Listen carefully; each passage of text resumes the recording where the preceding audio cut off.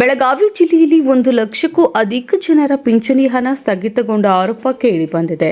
ವೃದ್ಧಾಪ್ಯ ವೇತನ, ವಿಧವಾ ವೇತನ, ಸಂಧ್ಯಾ ಸುರಕ್ಷಾ ಸೇರಿದಂತೆ ವಿಕಲಚೇತನ ಫಲಾನುಭವಿಗಳು ಕಂಗಾಲಾಗಿದ್ದಾರೆ. ಕಳೆದ 4-5 ತಿಂಗಳಿನಿಂದ ಪಿಂಚಣಿ ಹಣ ಬಾರದೆ ಫಲಾನುಭವಿಗಳು ಪರದಾಡುತ್ತಿದ್ದಾರೆ. ಪಿಂಚಣಿ ಕೈಗೆ ಸಿಗದೆ ಹಿರಿಯ ಜೀವಗಳು ಪ್ರತಿದಿನ ತಹಸೀಲ್ದಾರ್ ಕಚೇರಿಗೆ ಅಲೆದಾಡುವಂತಹ ಪರಿಸ್ಥಿತಿ ನಿರ್ಮಾಣವಾಗಿದೆ. ಇಂದು ಸಹ ವಿವಿಧ ಫಲಾನುಭವಿಗಳು ಬೆಳಗಾವಿ ತಹಸೀಲ್ದಾರ್ ಕಚೇರಿಯ ಮುಂದೆ ಬಂದು ಪಿಂಚಣಿ ಹಣಕ್ಕಾಗಿ ಕ್ಯೂ ನಿಂತ ದೃಶ್ಯಾವಳಿಗಳು ಕಂಡುಬಂದಿವೆ.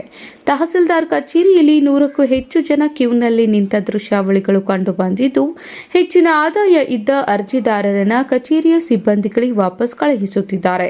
ಹಣದ ಬರುವಿಕೆ ಏಕಾಏಕಿ ಸ್ಥಗಿತವಾಗಿದ್ದರಿಂದ ಕಾರಣ ಕೇಳಲು ಕಚೇರಿಗೆ ಫಲಾನುಭವಿಗಳು ಆಗಮಿಸುತ್ತಿದ್ದಾರೆ.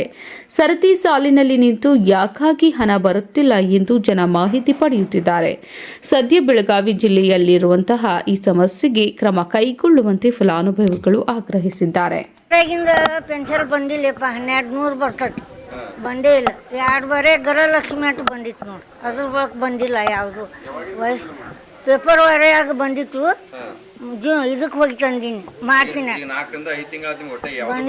ಬಂದಿಲ್ಲ 2 ಬಾರಿ ಬಂದಿತ್ತು ಗೃಹಲಕ್ಷ್ಮಿ ಇಟ್ರೊಳಗೆ 4 ತಿಂಗಳದಾಗ.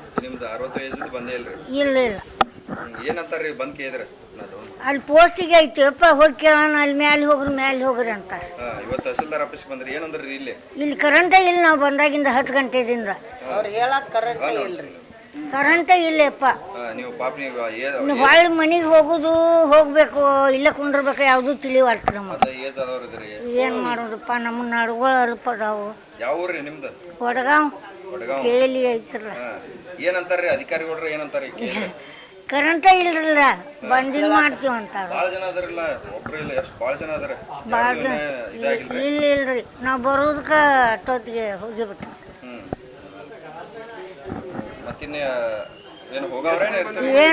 ಏನು ಮಾಡೋನು ಅದ ಅನುಮಾನ ಸಾಕತ್ತೇವಪ್ಪ. ಬಂದಿಲ್ಲಪ್ಪ, 4 ತಿಂಗಳು, ಈಗ 4ನೇ ತಿಂಗಳು ಚಾಲು ನೋಡಿ, ಬಂದಿಲ್ಲ. ಬೇಕಲ್ಲ ಯಪ್ಪ, ಗುಳಿಗೆ ಸುದ್ದಿ ನಡುದ್ ಹಚ್ಗಳು 1-2 ಯಪ್ಪ ಬೇಕಲ್ಲ. ಮತ್ತೆ ಇನ್ನೇನು ಮಾಡೋದು? ಇಂದು ಬರ್ತಾರೆ, ಹೋಗೋದು ಪೋಸ್ಟಿಗೆ, ಕೇಳೋದು ಬಂದಿಲ್ಲ ಅಂತಾರೆ, ಹೊಳ್ಳಿ ಬರೋದು. ಈಗ ನಿನ್ನೆ ಬಂದು ಹೊಳ್ಳಿ ಹೋದಿವ, ಇವತ್ತು ಬಂದೀವಿ.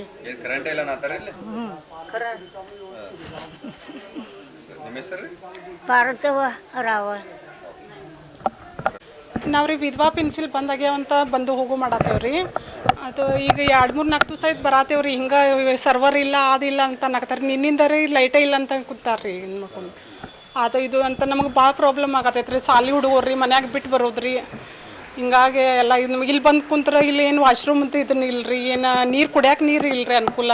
ಎಷ್ಟೊತ್ತ ಬೆಳಿಗ್ಗೆ ಬಂದವ್ರಿ, 10 ಗಂಟೆಗೆ ಬಂದು ಕುಂತ್ರೆ ಸಂಜೆ 4 ಗಂಟೆ ತನಕ ಹಂಗೆ ಕುಂದ್ರೋದಾಗತ್ತೈತ್ರಿ. ಹಾಂ, ಸವಲತ್ತುಗಳು ಇಲ್ಲಾಗ್ಯಾವ್ರಿ.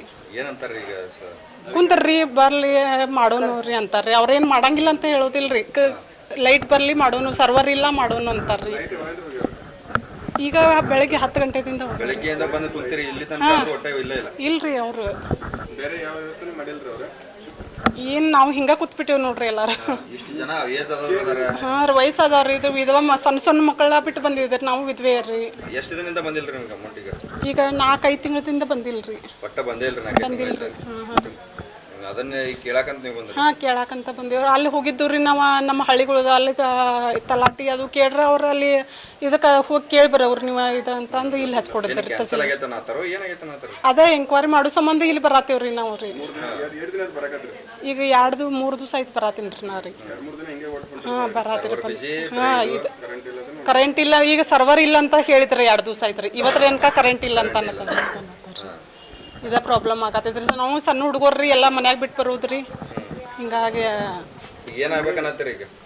ಈಗ ಎಲ್ಲಾರ್ದು ನಮ್ದು ಇದನ್ನ ಮಾಡಿಕೊಡ್ಬೇಕ್ರಿ ಅವರು. ಹಿಂಗೆಲ್ಲ ವಯಸ್ಸಾದವ್ರು ಇದೇವ್ರಿ, ನಮ್ಮಂತ ಸಣ್ಣ ಮಕ್ಕಳ ಬಿಟ್ಟು ಬಂದವ್ರು ವಿಧವೇರಿ ಇದಾರ್ರಿ. ಎಲ್ಲಾರ್ದು ಸ್ವಲ್ಪ ಲೌಕರ ಕೆಲಸ ಮಾಡಿಕೊಟ್ರೆ ನಮಗೂ ಅನುಕೂಲ ಆಕೈತ್ರಿ. ಹಾಂ, ಅಮೌಂಟ್ ಲೌಕರ್ ಬಿಟ್ಕೊಡತ್ತೆ. ಎಲ್ಲಾರ್ದು ತ್ರಾಸ ಇರತ್ತಿತ್ರಲ್ರಿ. ಹಿಂಗಾಗಿ ಜರ ಎಲ್ಲ ಇದನ್ನ ಮಾಡ್ಬೇಕ್ರಿ ತಹಸೀಲ್ದಾರ್ ಆಫೀಸರ. ಅದನ್ನ ನಮ್ಮ ರಿಕ್ವೆಸ್ಟ್ ರೀ. ರೋಹಿಣಿ ತೋರಣ್ಣ.